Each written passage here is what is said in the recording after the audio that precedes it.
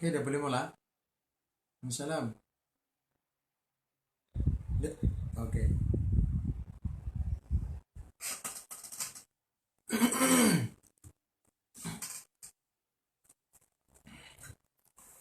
Assalamualaikum warahmatullahi wabarakatuh. Bismillahirrahmanirrahim. Alhamdulillahi rabbil alamin. Wabihi nasta'inu ala umuri dunya waddin. Wassalatu wassalamu ala ashrafil anbiya'i wal mursalin. Sayyidina wa maulana Muhammadin. Wa ala alihi wa sahbihi ajma'in. Rabbi syrah li sadri wa yassir li amri wahlul 'uqdatam min lisani yafqahu qawli. Amin, amma ba'd. Kaum muslimin dan muslimat yang berbahagia dan dirahmati oleh Allah Subhanahu wa taala. Alhamdulillahirabbil alamin. Puja dan puji syukur kita rafakkan kehadirat Allah Subhanahu wa taala, yang mana pada kesempatan pagi ini kita dapat berjumpa dalam majelis ilmu. Insya Allah ini pun dikira sebagai majelis ilmu yang mubarak. Dan insya Allah pada kesempatan pagi ini kita akan membincangkan atau membedah buku Qadha dan Qadar yang mungkin tuan-tuan atau puan-puan atau kawan-kawan semuanya telah memilikinya. Dan insya Allah selama 1 jam ke depan kita akan membicarakan, mengkaji tentang akidah Ahlussunnah wal Jamaah, yaitu Qadha dan Qadar. Dan insya Allah pengajian ini berjalan selama 3 hari. Jadi karena masa hanya 3 hari saja, saya tak cukup untuk menjelaskan setiap kalimat-kalimat, tetapi setiap pasal akan saya urai secukupnya. Setiap pasal akan saya urai secukupnya, dan insya Allah selepas pengajian ini selesai kita dapat memahami secara umum daripada buku atau kitab Qadha dan Qadar Allah. Juga insya Allah kita dapat memahami secara baik tentang akidah Qadha dan Qadar. Tuan-tuan dan puan-puan yang berbahagia dan dirahmati Allah Subhanahu wa taala, membincangkan salah satu rukun iman yang keenam, yaitu Qadha dan Qadar. Ini memang kadang-kadang terasa pelik, seakan-akan antara satu dengan yang lain ini saling bercanggah. Walhal yang sebenar memang tak ada percanggahan di dalam syariat Allah, akidah yang telah diyakini oleh seluruh umat Islam Ahlussunnah wal Jamaah. Hanya memang ada beberapa dalil yang memang mesti kita pahami dengan baik supaya tidak ada kesilappahaman, sehingga pemahaman kita tentang akidah Qadha dan Qadar ini betul-betul sejalan, selari dengan apa yang telah diyakini dan ditetapkan oleh ulama-ulama kita, ulama Ahlussunnah wal Jamaah. Baik tuan-tuan dan puan-puan, kaum muslimin dan muslimat yang diberkahi Allah Subhanahu wa taala, kita akan mulakan kajian ini, ya, kajian Ahlussunnah wal Jamaah tentang Qadha dan Qadar. Dan sebagai pembukaannya adalah muqaddimah ini akan saya urai secara umum bahwa topik dalam akidah Islam, akidah Ahlussunnah wal Jamaah, ini dibagi menjadi 3, yaitu yang pertama ilahiyah, membincangkan tentang ketuhanan. Misalkan membincangkan tentang sifat-sifat wajib bagi Allah, sifat jaiz atau sifat harus bagi Allah, atau sifat mustahil bagi Allah. Itu adalah perbincangan tentang topik ilahiyah. Kemudian yang topik kedua adalah topik nubuwah. Topik nubuwah ini membincangkan tentang hal-hal yang berkaitan erat dengan kenabian. Misalkan juga sifat-sifat wajib bagi Nabi, sifat jaiz bagi Nabi, kemudian sifat mustahil bagi Nabi, dan dilengkapi dengan sedikit sirah atau sejarah Rasulullah SAW, misalkan tentang nasabnya, misalkan tentang istri-istrinya, misalkan tentang anak-anaknya, dan lain-lain. Kemudian yang ketiga adalah topik sam'iyah atau mughayyabat. Topik sam'iyah ini berkaitan dengan akidah-akidah ghaib, misalkan tentang kiamat, misalkan tentang azab kubur, misalkan tentang siksa kubur, misalkan tentang sirat, misalkan tentang surga dan neraka. Ini adalah perbincangan yang masuk golongan mughayyabat atau sam'iyah. Dan ini pembahasan qadha qadar Allah ini yang sebenar berkait dengan ilahiyah, bukan berkait dengan sam'iyah, karena ini membahaskan tentang ilmu dan iradah Allah. Hakikatnya perbincangan qadha qadar ini adalah masuk topik ilahiyah, karena ini kaitan eratnya, perbahasannya berkaitan erat dengan qadar Allah, kudrat Allah, ilmu Allah, iradah Allah, dan lain-lain.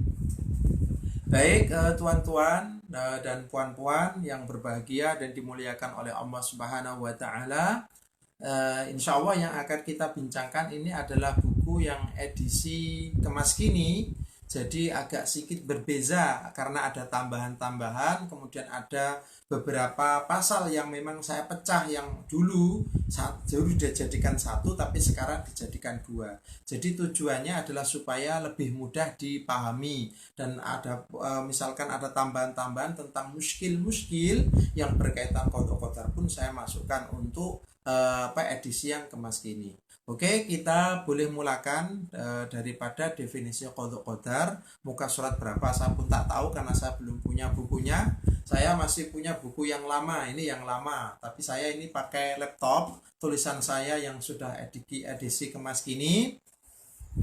Dan insya Allah kita akan segera mulakan kajian atau kelas pengajian qadha dan qadar ini. Bismillahirrahmanirrahim. Kita mulakan daripada definisi qadha dan qadar. Definisi qadha dan qadar menurut dua aliran Ahlus Sunnah wal Jamaah, yaitu Asy'ariyah dan Maturidiyah, sebagaimana disebutkan Imam Ibrahim Al-Bajuri dalam kitab Tuhfatul Murid Syarah Jawharatul Tauhid, adalah sebagai berikut. Nah, ini yang kita pasti ketahui, yang wajib mesti kita ketahui, bahwa membincangkan qadha qadar itu kaitannya erat. Qadha dan qadar ini tak dapat dipisahkan. Ya, qadha dan qadar ini tak boleh dipisahkan. Hanya saja ulama-ulama kita Ahlussunnah wal Jamaah, sama ada dari Asy'ariyah maupun Maturidiyah ini, ternyata ada sedikit perbezaan. Tapi perbezaan ini tidak berkaitan dengan usul akidah, asas-asas akidah, tapi hanya berkait dengan juzuk atau furu akidah. Jadi tak perlu dipersoalkan. Hanya beza dalam mendefinisikan saja. Oke. Jadi ada beza antara qadha qadar menurut Asy'ariyah dan menurut Maturidiyah. Perbezaannya hanya masalah istilah saja. Jadi definisi qadha menurut Asy'ariyah adalah definisi qadar menurut Maturidiyah. Saya ulang sekali lagi, definisi qadha menurut Asy'ariyah itu adalah definisi qadar menurut Maturidiyah. Definisi qadar menurut Asy'ariyah adalah definisi qadar menurut Asy'ariyah adalah definisi qadha menurut Maturidiyah. Jadi hanya beza dalam mengistilahkan saja. Akan tetapi secara umum sama. Tak ada yang secara asas pun juga sama, tak ada perbezaan yang berarti. Oke. Sekarang definisi qadha menurut Asy'ariyah. Qadha adalah iradatullahi al-asya'a fil azali ala ma hiya alaihi fi ma la yazalu, yaitu kehendak Allah, iradah Allah. Qadha itu adalah kehendak Allah, iradah Allah. Dan iradah Allah itu selalu berjalan bersama dengan ilmunya Allah. Jadi ilmunya Allah, iradahnya Allah terhadap sesuatu pada azalinya itu sebelum Allah menciptakan alam ini, hampir sama seperti qadim itu azali. Jadi sebelum ada alam ini, kehendak Allah sebelum ada alam ini, karena kehendak itu pasti qadim. Kehendak Allah pada azalinya ala ma hiya alaihi fi ma la yazalu, yang sesuai dengannya serta tidak boleh bergeser atau berubah pada masa yang akan datang. Jadi misalkan Allah menghendaki ini, misalkan umat Islam saat ini mendapatkan ujian daripada Allah, yaitu COVID-19 atau corona. Itu sudah qadha qadar Allah, itu sudah qadha Allah. Itu sudah kehendak Allah. Sebelum Allah menciptakan alam ini, pada tahun ini akan terjadi COVID-19 atau corona. Itu sudah iradah Allah. Itu sudah iradah Allah, dan itu tidak dapat bergeser dari kehendak Allah, karena kehendak Allah tidak dapat berubah. Kehendak Allah, iradah Allah, ilmu Allah tidak dapat berubah-ubah. Oke, nah qadar itu apa? Kalau qadar itu adalah action daripada kehendak Allah, yaitu ijadullahi al-asya'a. Allah mewujudkan sesuatu yang sudah jadi kehendaknya tadi ala qadrin maksusin, sesuai dengan kadar yang dikhususkan, wa wajhin muayyanin, dan wajah yang tertentu yang sesuai dengan iradah Allah subhanahu wa ta'ala. Atau lebih jelasnya, Qadhi Husain mendefinisikan qadha dan qadar sebagai berikut: al-qadha wa al-iradah al-azaliyah al-muqtadiyatu li nizamil mawjudati ala tartibin khasin. Qadha itu adalah kehendak Allah yang azali, sebelum mewujudkan alam ini, sebelum ada alam ini, yang menetapkan teraturnya benda-benda yang wujud di alam dunia ini sesuai dengan ketertiban atau urutan yang khas. Sementara qadar adalah ta'alluqu tilkal asya' bil irada fi awqatiha, yaitu sesuatu yang sudah menjadi kehendaknya Allah ini, sesuatu yang sudah menjadi kehendaknya Allah ini ditetapkan sebagaimana waktunya, Jadi kalau kita buat analogi secara mudah, qadar Allah itu seperti proses pembuatan syuting film atau layar, ya, pembuatan syuting film. Kemudian qadar itu hasil daripada syuting film ini kita mainkan, kita mainkan. Maka qadar ini pasti akan sesuai dengan apa yang sudah menjadi qadha Allah. Makanya antara qadha dan qadar ini tak boleh dipisahkan. Nah, sekali lagi, qadha itu adalah iradah Allah. Jadi ini termasuk dalam pembahasan sifat zat. Iradah Allah, ilmu Allah terhadap sesuatu yang akan wujud di alam dunia ini sesuai dengan urutan-urutannya atau tartibnya. Kemudian qadar adalah Allah mewujudkan sesuatu yang sudah jadi kehendaknya ini sesuai dengan tartib-tartib atau urutan-urutan yang telah dikehendaki ditetapkan oleh Allah pada waktunya atau pada masanya. Itu yang disebut dengan qadar Allah. Apabila kita membuka definisi qadar menurut Maturidiyah, ini sedikit beza lagi.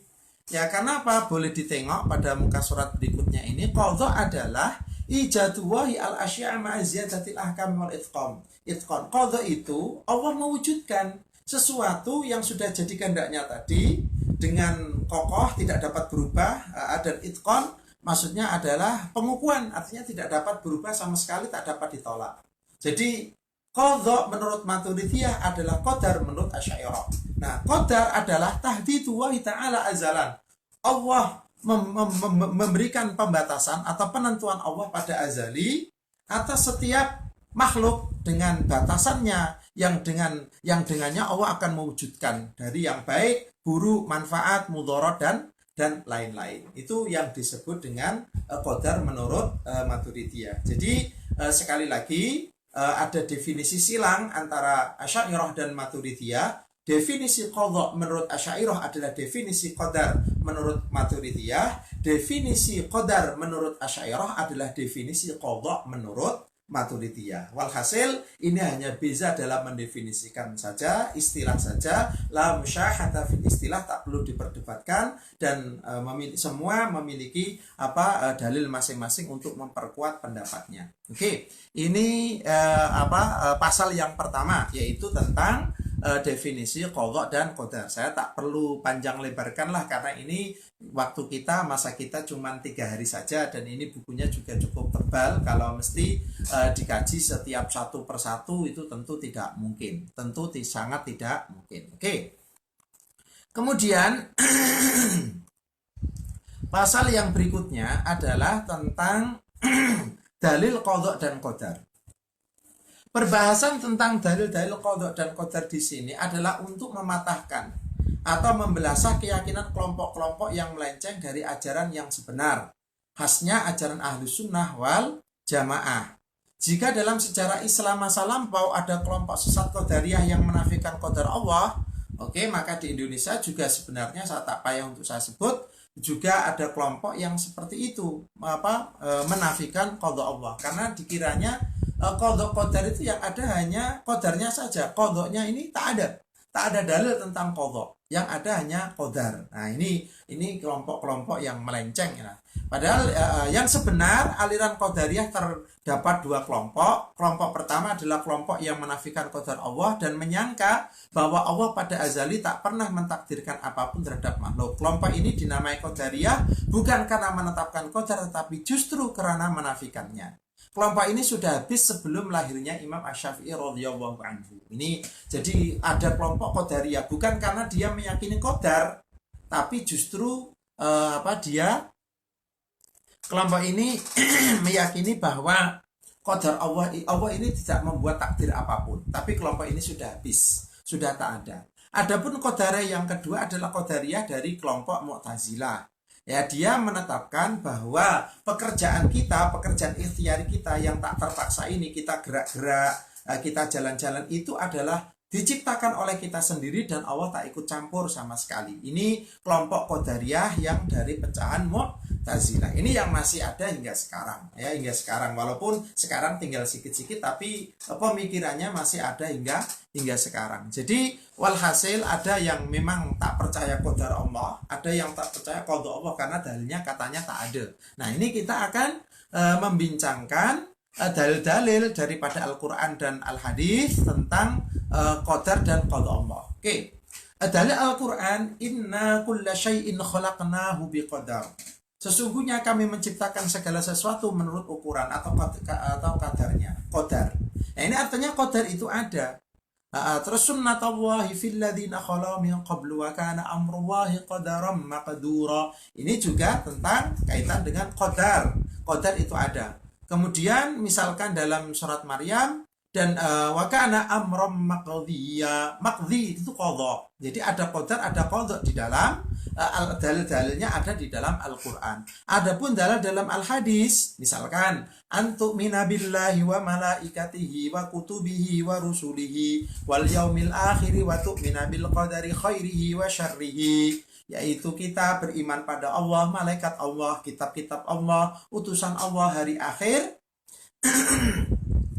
dan mengimani qadar sama ada baik atau buruk. Itu dalil qadar dari Al-Hadis. Kemudian misalkan yang dalil qadha daripada hadis adalah idza qadallahu li'abdin ayyamuta bi ardin ja'ala lahu ilaihi hajatan. Ketika Allah sudah memutuskan mengqadha hamba akan mati pada satu kawasan, maka Allah akan menjadikan dia hajat sehingga dia akan datang ke kawasan tersebut dan akan mati meninggal di sana. Ini qadha. Jadi daripada Al-Qur'an maupun dari Al-Hadis semuanya disinggung, semuanya disampaikan. Nah, adanya dalil qadha dan adanya dalil qadar. Jadi selepas kita menyampaikan ini, semestinya tidak boleh ada yang mengingkari lagi adanya qadha dan qadar, karena dua-duanya memang terdapat dalilnya secara khusus di dalam Al-Quran maupun di dalam Al-Hadis, dan boleh dibaca lebih lengkapnya.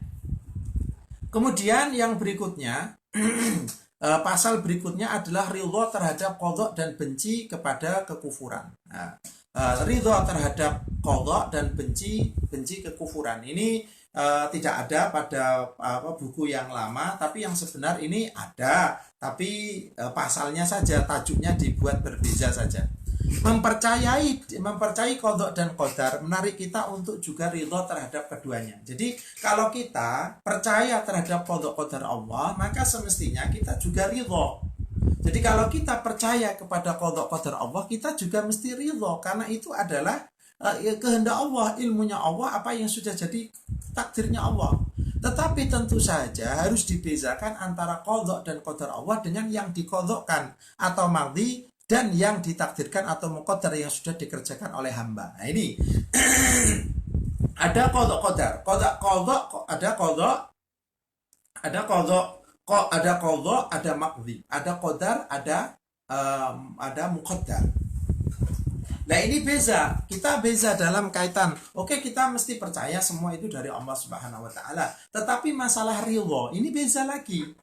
Maka maknanya hamba adalah objek daripada qadha dan qadarnya Allah Subhanahu wa taala. Dan di antara keduanya yaitu qadha dan qadar dengan maqdhi dan muqaddar mempunyai ketetapan hukum yang berbeza pula. Qadha dan qadar adalah bagian dari sifat Allah Subhanahu wa taala. Qadha itu sifat Allah. Qadha itu sifat zat Allah. Qadar itu sifat fi'al Allah, sifat perbuatan Allah. Dan itu kita mesti ridho, kita mesti percaya. Kita meyakini itu dari Allah, kita ridho kepada Allah Subhanahu wa taala karena itu sifat Allah. Contoh misalkan begini, Allah mengqadha akan ada COVID-19. Kemudian Allah betul-betul mewujudkan COVID-19. Itu adalah pekerjaan Allah. Qadha adalah zat Allah, kehendak Allah, sementara wujud ini juga sifat perbuatan Allah. Allah mewujudnya sifat perbuatan Allah. Dan kita mesti ridho karena tak mungkin kita mengingkari apa yang sudah kehendak Allah dan apa yang jadi perbuatan Allah Subhanahu wa taala. Tetapi hamba ini menjadi objek daripada qadha dan qadar Allah. Qadha dan qadar Allah, dan kita menyikapinya berbeza. Kita percaya, tetapi cara ridhonya ini berbeza. Maka di sini disebutkan, sementara maqdhi dan muqaddar adalah hasil dari qadha dan qadar Allah atau pekerjaan atau perbuatan yang telah dilakukan oleh hamba. Maqdhi atau muqaddar, bukan qadha qadar, maqdhi atau muqaddar adalah yang dilakukan oleh hamba. Yang sudah dilakukan oleh hamba. Misalnya dalam qadar Allah, si fulan adalah kafir atau ahli maksiat. Itu qadar Allah. Kehendak Allah, kemudian juga sifat perbuatan Allah. Sementara maqdhi dan muqaddarnya adalah fulan tersebut telah benar-benar melakukan kekufuran atau maksiat. Nah ini bezanya antara qadha qadar dan maqdhi atau muqaddar. Jadi qadha qadar itu nisbat kepada Allah, muqaddar atau maqdhi itu nisbat kepada makhluk perbuatan hamba. Jadi dosa yang dilakukan hamba atau ketaatan yang dilakukan hamba adalah maqdhi atau muqaddar, bukan qadha atau qadar. Karena qadha atau qadar ini nisbahnya kepada Allah Subhanahu wa taala, sementara maqdhi atau muqaddar ini nisbahnya kepada hamba. Jadi Allah menghendaki Abu Jahal kafir, itu qadha, itu qadha. Dan betul-betul ketika Abu Jahal lahir besar dia jadi orang yang kafir. Ini qadar Allah. Oke, semua adalah sifat zat Allah dan perbuatan Allah. Itu semua sifat Allah. Kemudian kekufuran, maksiat yang dilakukan oleh Abu Jahal, ini adalah maqdhi atau muqaddar. Perbuatan yang dilakukan oleh Abu Jahal yang melakukan kemaksiatan atau kekufuran, itu yang disebut dengan muqaddar atau maqdhi. Nah, ini mesti dibedakan. Qadha dan qadar Allah wajib kita ridhoi dan tak boleh kita tentang. Tidak boleh kita melawan. Kita tak boleh melawan karena itu sifat Allah. Masa kita mau melawan sifat-sifat Allah? Sama ada baik atau buruk. Jadi Allah menghendaki orang jadi baik, menghendaki orang jadi buruk, itu sifat Allah dan itu terpulang pada Allah. Kita tidak boleh Tidak boleh mengingkari atau menentang, melawan. Tetapi terhadap maqdhi dan muqaddar tentu harus dibedakan sebagaimana di atas. Karena kedudukannya ada yang buruk, ada yang baik. Sementara maqdhi atau muqaddar itu adalah perbuatan hamba. Walaupun itu sudah di qadar Allah, tapi itu perbuatan hamba. Nah, pada perbuatan hamba tentu ada yang baik, ada yang buruk. Nah, yang baik tentu saja kita harus ridho. Kita wajib ridho. Tetapi untuk yang buruk kita tidak boleh meridhoinya. Kekufuran dan kemaksiatan tidak boleh kita ridhoi karena itu maqdhi. Jadi kemaksiatan yang dilakukan oleh hamba, kekufuran yang dilakukan hamba itu adalah maqdhi atau muqaddar. Kita tak boleh ridho. Kita tidak boleh ridhoi karena ar-ridho bil kufri, kufrun, ridho terhadap kekufuran itu kufur, ar-ridho bil ma'asi, maksiatun, ridho terhadap maksiat, kedurhakaan itu juga derhaka atau maksiat. Tetapi apabila yang dilakukan hamba ini sebuah taat, kebaikan, maka kita wajib ridho karena kita mesti ridho terhadap kebaikan. Nah, ini yang mesti dibezakan. Jadi untuk qadar Allah itu semua nisbah kepada Allah karena itu sifat Allah. Kita sama ada baik atau buruk itu kehendak Allah. Kita wajib ridho. Kita tak boleh menentang, tak boleh melawan. Tetapi untuk maqdhi atau muqaddar yaitu perbuatan hamba, kekufuran yang dilakukan oleh hamba atau ketaatan yang dilakukan hamba, itu kita yang mesti membezakan. Apabila baik, misalkan ketaatan kita wajib meridhoi, kita ridho terhadap kebaikan atau ketaatan yang dilakukan oleh hamba. Kalau misalkan itu keburukan, kemaksiatan, kedurhakaan, kekufuran, maka kita tidak boleh meridhoi. Kita tidak boleh meridhoi, walaupun sekali lagi bahwa qadha qadar semua itu sudah diqadha qadarkan oleh Allah Subhanahu wa taala. Ini yang membezakan antara qadha qadar dan maqdhi atau muqaddar. Sekali lagi saya ringkas, saya ulang. Qadha qadar itu adalah sifat Allah, sifat dzat dan sifat fi'il Allah.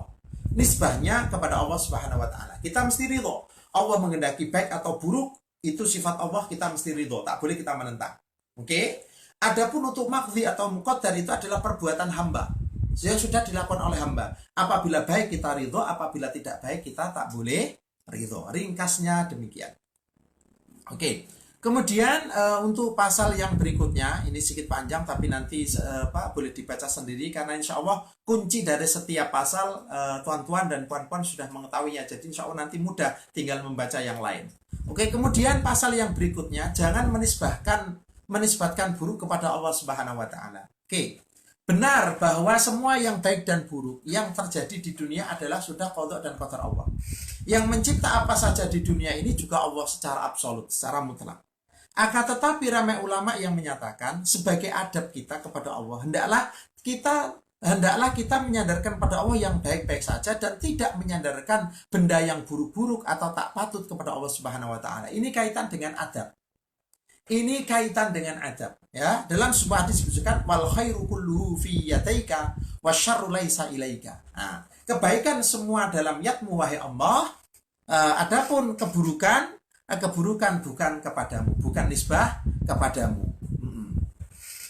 Oke, jadi ini masalah adab saja sebenarnya, bukan masalah keyakinan yang fatal apabila kita mengingkari. Ini masalah adab. Jadi untuk yang baik-baik kita nisbahkan kepada Allah, tapi untuk yang buruk-buruk jangan kita nisbahkan pada Allah.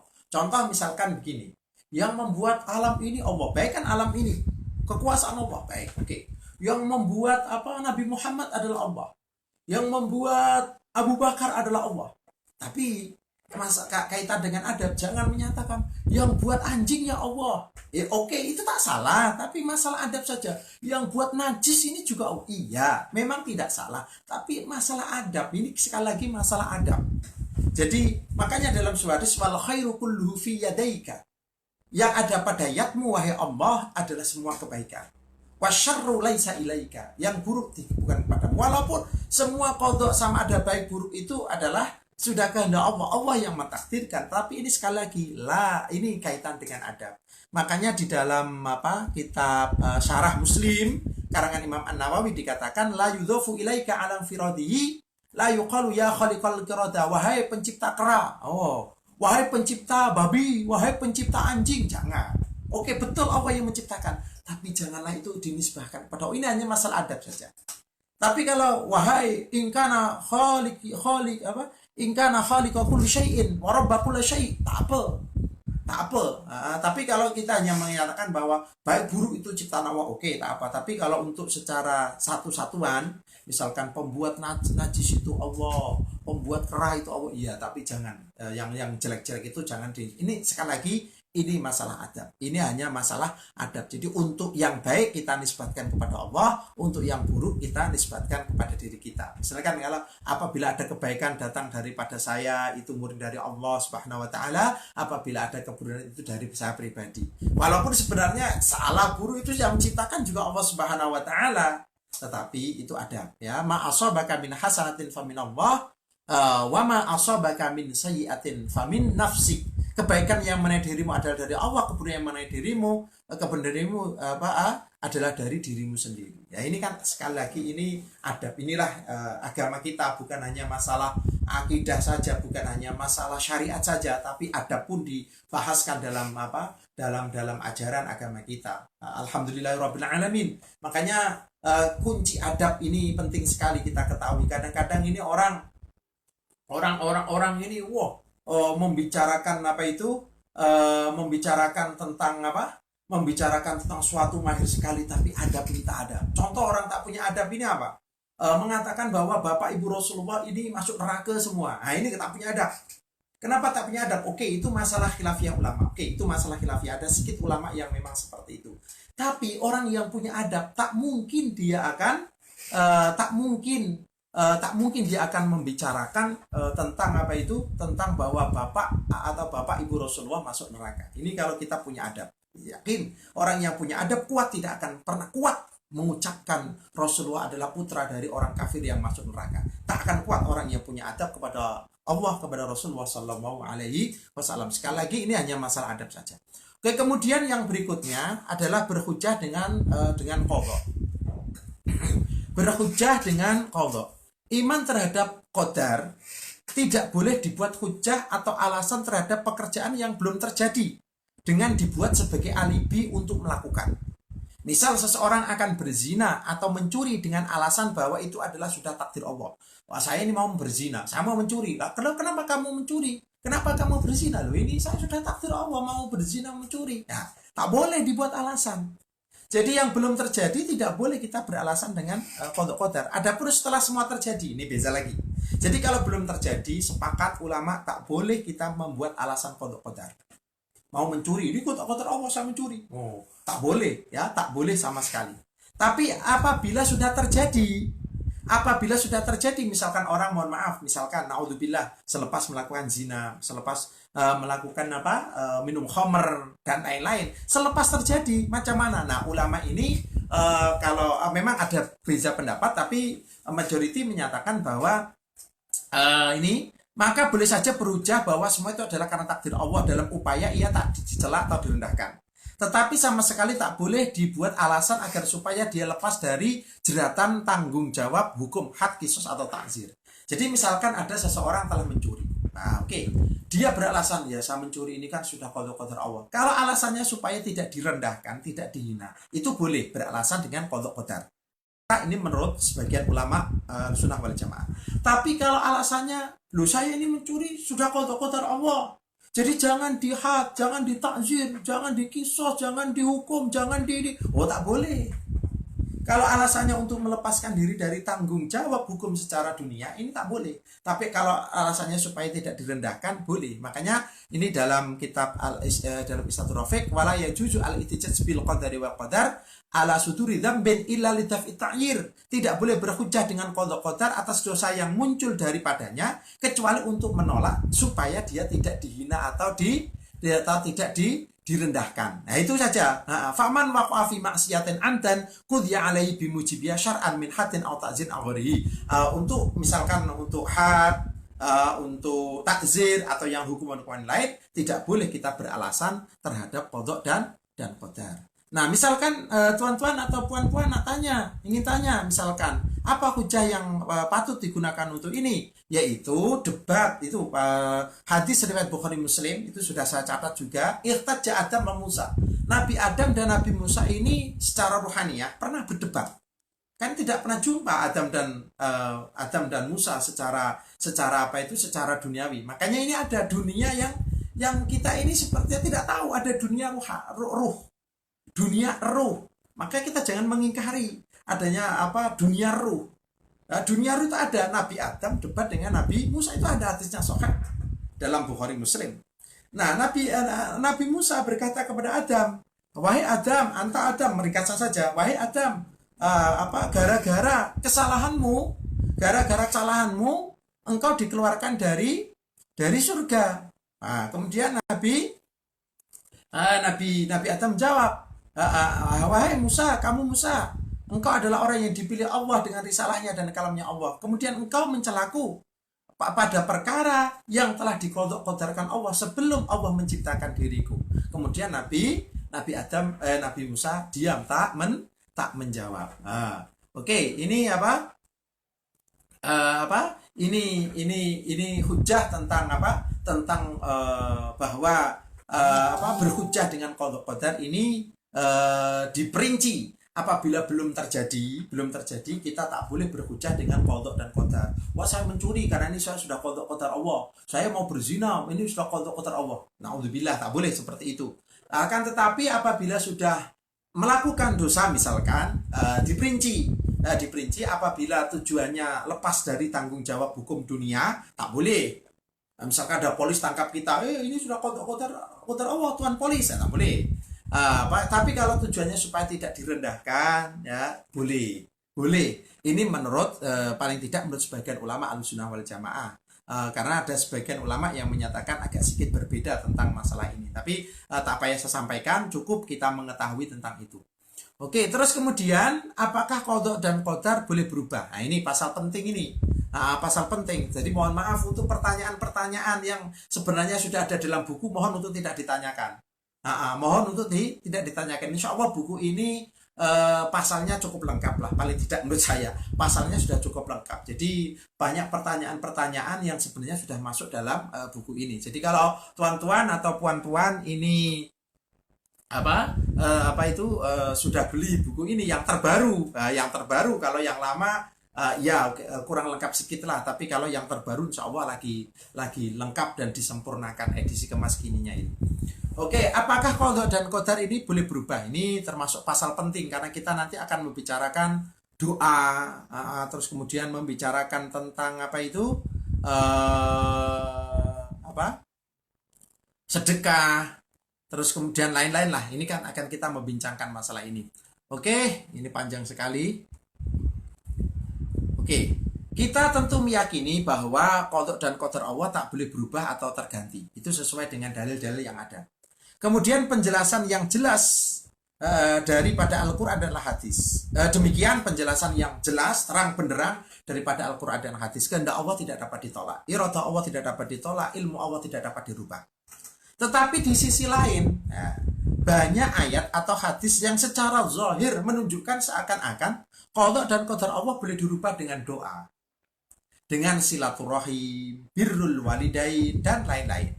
Muskil ini terkadang mengganggu pikiran kita karena kita tak dapat memberikan jawaban yang menjadikan puas hati. Nah, kadang-kadang seperti itu. Jadi kadang-kadang itu mengganjal dalam pikiran kita. Ya, mengganjar dalam pikiran. Ini satu sisi katanya qada qadar tak boleh berubah, tapi kenapa ada ayat-ayat hadis-hadis yang seakan-akan ini qada qadar Allah ini boleh dirubah. Contoh misalkan ini dalam satu hadis disebutkan riwayat Ibn Abi Syaibah, as-shadaqatu ala wajhi yuridu biha ma indallah. Sedekah yang sesuai dengan yang dikehendaki Allah, maksudnya lillahi ta'ala. Wa birrul walidain, berbuat baik kepada kedua orang tua. Wastina'ul ma'ruf, dan membuat kebaikan. Yuhawilu asyaqa sa'adatan, bisa merubah celaka menjadi keberuntungan, atau merubah celaka menjadi bernasib untung.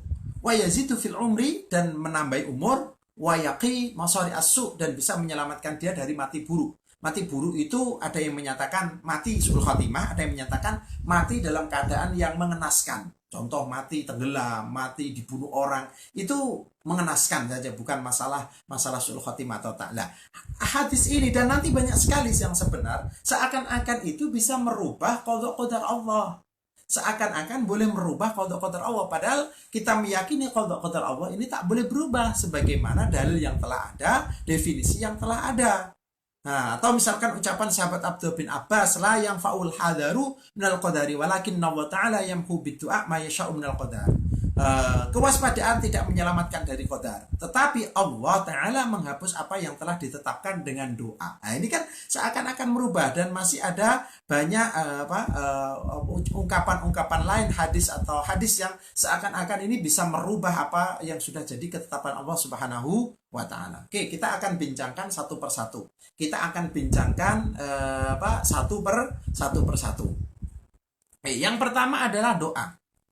Ada beberapa doa Rasulullah SAW yang meminta panjang umur. Rasulullah pernah minta panjang umur dan banyak rezeki untuk khotim beliau. Tapi bukan untuk diri pribadi beliau, tapi untuk khotim beliau. Riwayat Sahih Bukhari. Mendoakan Anas agar, sahabat Anas agar panjang umur, banyak anak dan harta. Riwayat dalam Al-Adabul Mufrad dan lain-lain. Doa Rasulullah tersebut secara lahiriah menunjukkan doa dapat merubah qadha. Karena bukankah rezeki itu sudah ditentukan Allah? Kemudian panjang umur sudah ditentukan Allah. Banyak anak, banyak rizki, banyak anak, banyak harta, itu juga sudah qadar Allah. Tapi kenapa Rasulullah ini berdoa untuk khotim atau sahabat beliau? Beberapa sahabat seperti Sa'ad bin Abi Waqqas juga ada yang berdoa minta diakhirkan kematiannya karena memiliki anak-anak yang masih kecil dan belum balik. Riwayat dalam Dalailun Nubuwah. Atau ulama-ulama Islam yang mendoakan ulama yang lain agar panjang umur dan lain. Misalkan ada ulama mendoakan semoga engkau panjang umur, mendoakan ulama yang lain. Secara lahiriah ini juga menunjukkan qadha bisa dirubah dengan doa. Nah, ini perbincangan menarik kita lah. Rasulullah SAW bersabda, la yarudul qadha illa doa. Tidak dapat menolak qadha kecuali doa. Nah, ini kan sama seperti yang tadi. Seakan-akan ini qadar Allah boleh dirubah. Lalu bagaimana penjelasan kaitan dengan qadar Allah yang tidak dapat dirubah? Mari kita simak penjelasan dan nukilan-nukilan berikut ini. Ini panjang sekali tentang doa, tapi tidak akan saya sampaikan semuanya. Sekali lagi, masa kita hanya 3 hari saja. Masa kita hanya 3 hari. Dan Pak, buku ini cukup panjang, jadi saya akan bincangkan yang terpenting-penting, yang penting-penting saja dalam setiap pasalnya. Tetapi insya Allah ketika kita sudah mendengarkan, mengetahui, memahami yang terpenting dari setiap pasalnya, kita akan bisa membaca atau bisa menarik kesimpulan dari perbincangan yang selanjutnya daripada pasal tersebut. Oke, Imam Abdul Rauf Al-Munawi dalam kitabnya Fathul Qadir saat menjelaskan hadis di atas berkata, jadi ringkasnya begini, mendawamkan doa menjadikan bagus datangnya qadha, sehingga seakan-akan doa tersebut boleh menolak qadha. Demikian dikatakan ya Abu Hatim. Dan itu adalah maksud yang dikatakan sebagai ulama bahwa doa menolak qadha, menolak qadar maksudnya adalah meringankan sehingga qadha yang turun seperti tidak turun. Pertanyaan ini menjelaskan bahwa qadha tidak dapat ditolak, akan tetapi dengan doa menjadikan qadha yang tetap terjadi tersebut menjadi seperti tidak terjadi. Dan yang tidak dapat tertolak dengan doa adalah qadha yang mubram. Adapun yang qadha mu'allaq masih dapat berubah dengan sebab doa dan yang lain-lain. Oke. Jadi maksudnya begini. Nanti kita akan menjelaskan tentang di belakang tentang qadha mubram, qadha yang pasti terjadi, tidak dapat ditolak. Ada qadha yang mu'allaq. Mu'allaq itu yang digantungkan dengan sesuatu. Misalkan kita berdoa, siapa yang berdoa dia akan dapat seperti ini, kalau tidak berdoa tidak akan dapat seperti ini. Hubungan antara sabab musabab itu yang qadha mu'allaq. Insya Allah nanti akan kita bincangkan. Oke. Jadi doa itu yang sebenar tidak dapat menolak qadha, tapi qadha yang mubram. Tidak dapat menolak qadha yang mubram. Terjadi ya tetap terjadi. Ya, terjadi ya tetap terjadi. Akan tetapi dengan mendawamkan doa, dengan berdoa, yang terjadi itu seperti tidak terjadi. Yang terjadi itu seperti karena lebih mudah menerima. Misalkan orang berdoa mohon untuk keselamatan misalkan, tapi dia tetap terjadi kemalangan misalkan. Kemalangan yang terjadi ini akan mudah diterima karena mungkin dengan berkah doanya menjadi ringan diterima. Dia ridha, ikhlas, kuat menghadapi sehingga tidak seperti terjadi. Sehingga seperti tidak terjadi berkah daripada doa. Berkah daripada doa. Dan ini yang dimaksudkan adalah doa yang qadha yang mu'allaq. Qadha yang mubram. Jadi qadha yang mubram yang terjadi, qadha yang mubram yang tetap terjadi, berkah dengan doa-doa kita, maka tetap terjadi, tidak dapat ditolak. Tetap terjadi, tidak dapat ditolak. Tetapi qadha yang terjadi itu terasa ringan karena ikhlas, ridha dan lain-lain, ya ridha, ikhlas dan lain-lain, sehingga qadha yang tetap terjadi itu ringan dirasakan. Itu qadha yang mubram. Adapun qadha yang mu'allaq itu nanti di belakang ada semacam ini. Allah menggantungkan doa. Ini akan mendapatkan selamat apabila dia berdoa. Dan dia berdoa maka selamat. Dia tak selamat apabila tak berdoa. Dia tak berdoa maka tak selamat. Itu qadha yang mu'allaq. Oke. Tapi qadha mubram Allah sudah mengetahui dia selamat dan dia berdoa. dia tak selamat dan dia tak berdoa, itu qadha mubrom. Nah, akan tetapi doa itu tetap yang fa'u, bermanfaat. Walaupun qadha yang mubrom pun, apabila kita memang banyak berdoa kepada Allah Subhanahu wa taala, itu akan bermanfaat walaupun tetap terjadi. Apa? Yaitu terasa ringan karena kita ikhlas, kita ridho, kita kita tahu bahwa itu semua sudah kehendak Allah Subhanahu wa taala, sehingga Allah memberikan kekuatan untuk ridho, ikhlas menerima apa yang terjadi. Itu apabila qadha yang mubrom. Tetapi apabila qadha yang mu'allaq, maka yaitu qadha Allah yang digantungkan dengan doa. Contoh tadi yang telah saya sebutkan. Dia selamat apabila berdoa, dia tak selamat apabila dia selamat apabila berdoa, dia tak selamat apabila dia tak berdoa. Tapi Allah sudah tahu dia selamat dan dia berdoa. Allah sudah tahu dia tak selamat dan dia tak akan berdoa. Itu qadha mubrom. Tapi qadha mu'allaq ini hubungan antara sebab dan musabab. Nah, nanti insya Allah kita akan bincangkan secara khas pasal tentang pembagian qadha antara qadha mubrom dan qadha mu'allaq.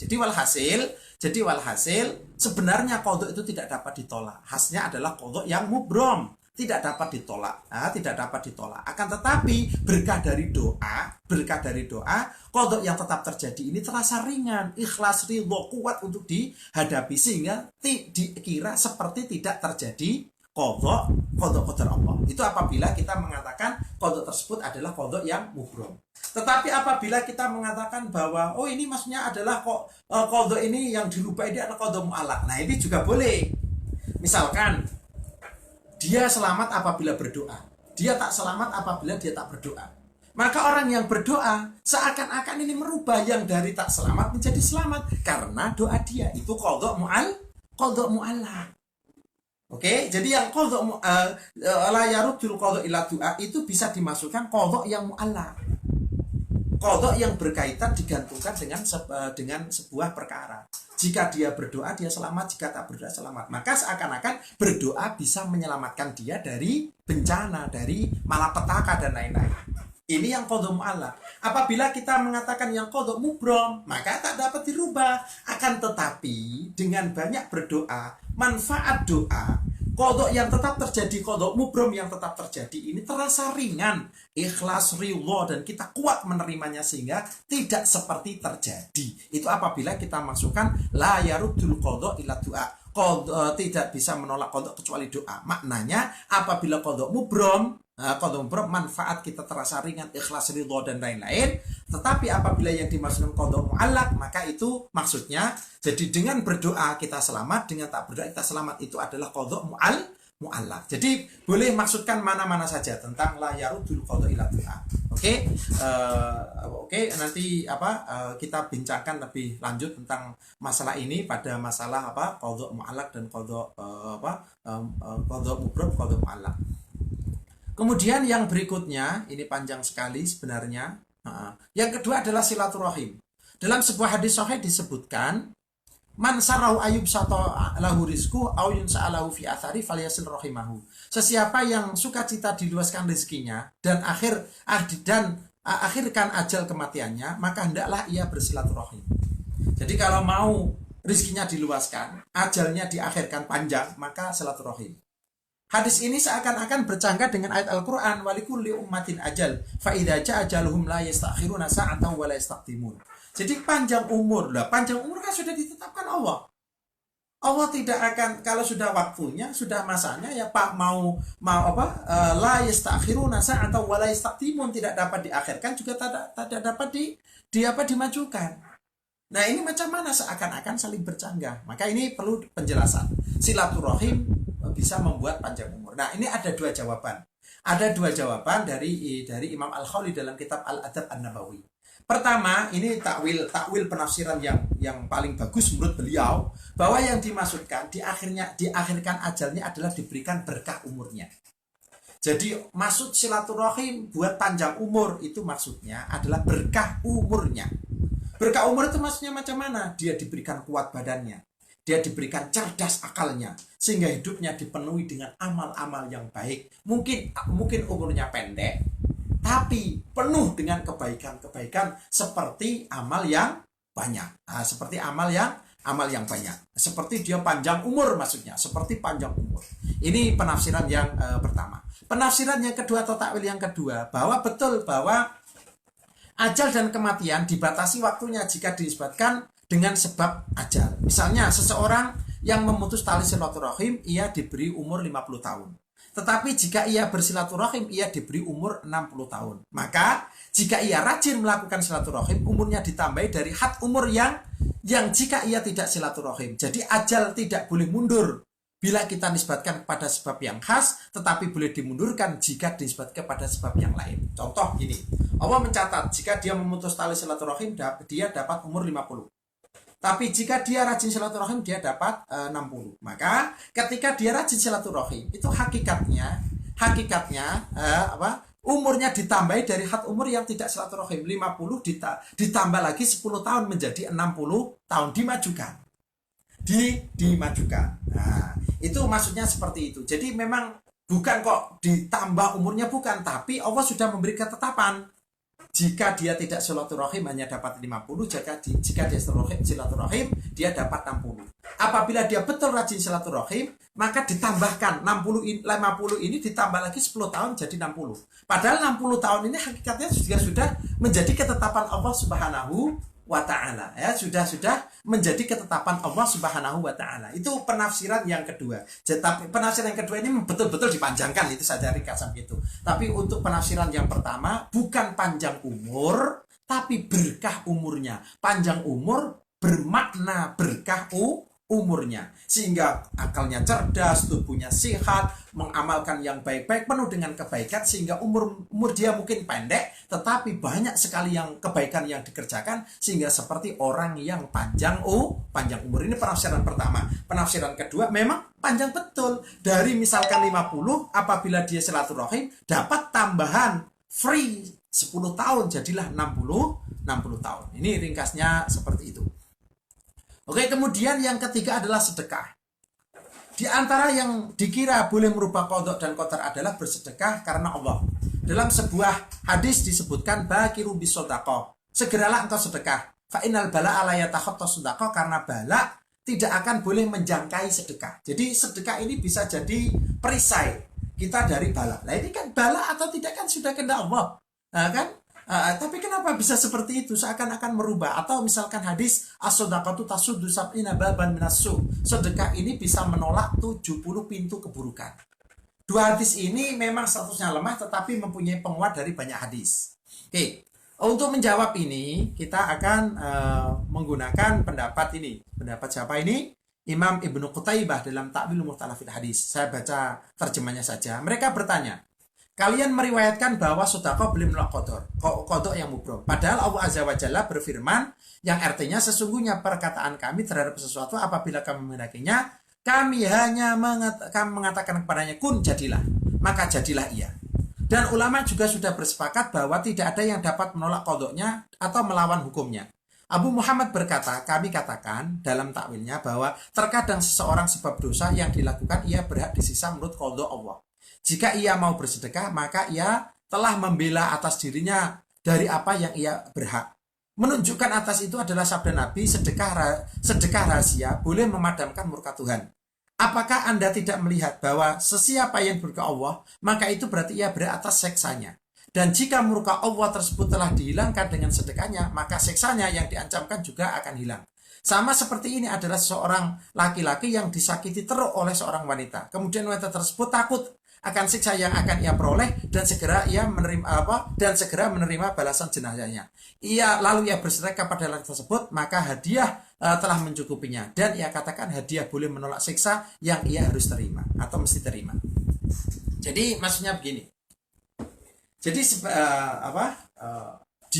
sedekah ini maksudnya adalah misalkan dia akan mendapatkan bala atau musibah. Oke. Terus kemudian dia pasti dapat. Tapi kemudian kita sedekah karena Allah Subhanahu wa taala. Kemudian sedekah ini dianggap mencukupi dirinya. Nah, mencukupi dirinya. Mestinya dia mendapatkan bala, tapi kan dia sedekah, ia tercukupi dengan sedekahnya. Nah, tercukupi dengan sedekahnya, sehingga bala yang mesti turun ini dia terselamatkan dengan apa? Dengan sedekahnya. Menurut Al-Hafidz Al-Munawi dan Fathul Qadir, takwil atas hadis sedekah menolak qadha mubrom adalah sama dengan takwilnya di atas. Maksudnya sedekah dapat meringankan qadha mubrom yang terjadi sehingga seperti tidak tertimpa qadha, atau yang maksudnya adalah qadha mu'allaq yang boleh terganti dengan sebab tertentu. Nah, ini lebih jelas lagi penjelasan Imam Al-Munawi. Jadi masalah sedekah ini sama seperti doa. Apa bisa yang dimaksudkan adalah qadha mubrom. Kalau qadha mubrom, misalkan qadha mubrom tetap terjadi, tetap terjadi. Mau berdoa, mau tetap terjadi qadha mubrom. Oke. Tapi berkah dari silaturahim kita, berkah dari sedekah kita, tetap terjadi. Tetapi semua yang terjadi ini terasa sangat ringan. Dimeringankan Allah, diberi kekuatan untuk ikhlas, diberikan kekuatan untuk ridho. Sehingga yang terjadi tetap terjadi dan tetapi dia merasakan tidak seperti terjadi karena ringan sekali dirasakan. Itu apabila yang dimasukkan adalah qadha mubrom, qadha yang pasti terjadi. Nah, tetapi apabila yang dimaksudkan adalah qadha mu'allaq, maka maksudnya begini. Dia akan dapat bencana. Dia selamat dari bencana apabila dia sedekah. Dia akan mendapatkan bencana apabila dia tidak sedekah. Nah, kemudian orang bersedekah, maka sedekahnya ini seakan-akan menolak yang semestinya dia mendapatkan bencana. Karena dia sedekah maka tidak mendapatkan bencana. Itu qadha mu'allaq. Jawaban ini lebih jelas daripada jawaban sebelumnya, dan jawabannya sama seperti doa tadi. Jadi qadha mubrom tetap terjadi, tapi berkah dari sedekah kita yang terjadi terasa ringan sehingga seperti tidak terjadi. Ini qadha mubrom.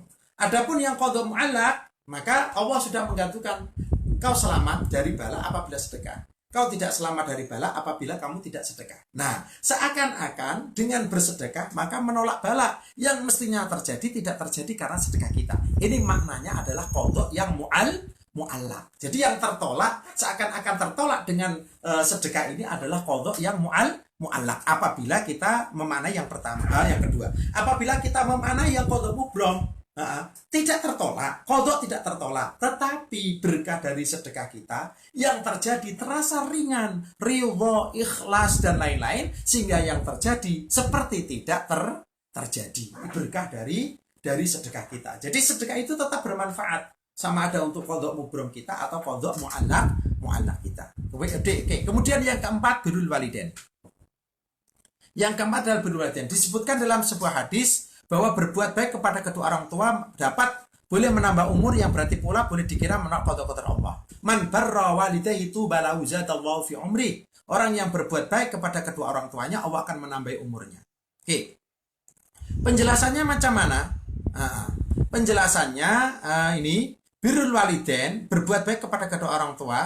Oke, menang saja. Maksud tambah umur dalam hadis ini dan yang semisal dengannya adalah dua. Pertama adalah berkah.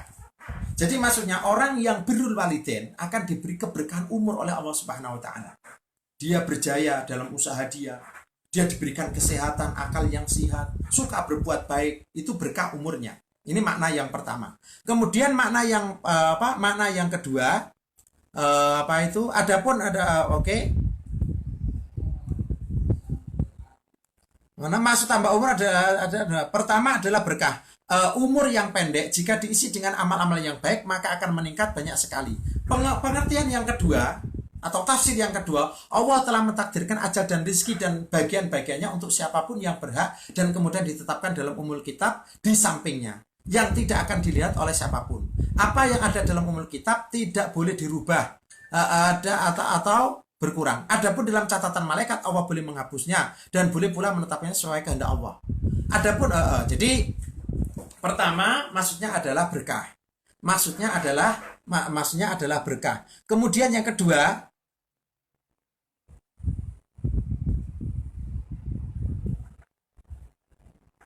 kedua maksudnya adalah bahwa umur yang yang kedua, Allah telah mentakdirkan ajal dan rizki dan Allah telah menetapkannya. Tapi juga Allah juga mencatatkan pada suhuf malaikat. Jadi ada catatan umul kitab, ada suhuf malaikat. Nah, adapun yang suhuf malaikat ini masih bisa dirubah Allah. Bisa dirubah Allah. Misalkan wahai malaikat, apabila dia tidak birrul walidain, catatan kamu dia dapat umur, katakan umur 60 tahun. 60 tahun. Tetapi kalau dia birrul walidain, jangan dicatat 60 tahun, catatlah umurnya menjadi 70 tahun. Itu yang dimaksudkan dengan qadha yang berubah. Qadha yang berubah. Jadi bukan qadha yang berubah, maksudnya adalah panjang umur bagi orang yang birrul walidain. Saya ulang sekali lagi, orang yang birrul walidain itu panjang umurnya. Ada dua pengertian panjang umur. Satu maksudnya berkah. Tadi sudah saya jelaskan. Yang kedua adalah catatan dalam malaikat. Jadi dalam catatan malaikat 60 tahun. Misalkan ada 60 tahun. Tetapi Allah itu berhendak untuk menghapus malaikat, jangan catat 60 tahun karena dia birrul walidain. Catatlah dia menjadi 70 tahun. Dan itu sudah dalam umul kitab, itu sudah menjadi qadha mubram Allah. Tapi dalam catatan malaikat bisa dirubah sesuai dengan yang dikehendaki Allah Subhanahu wa taala. Dan itu juga hampir mirip dengan qadha muallaq.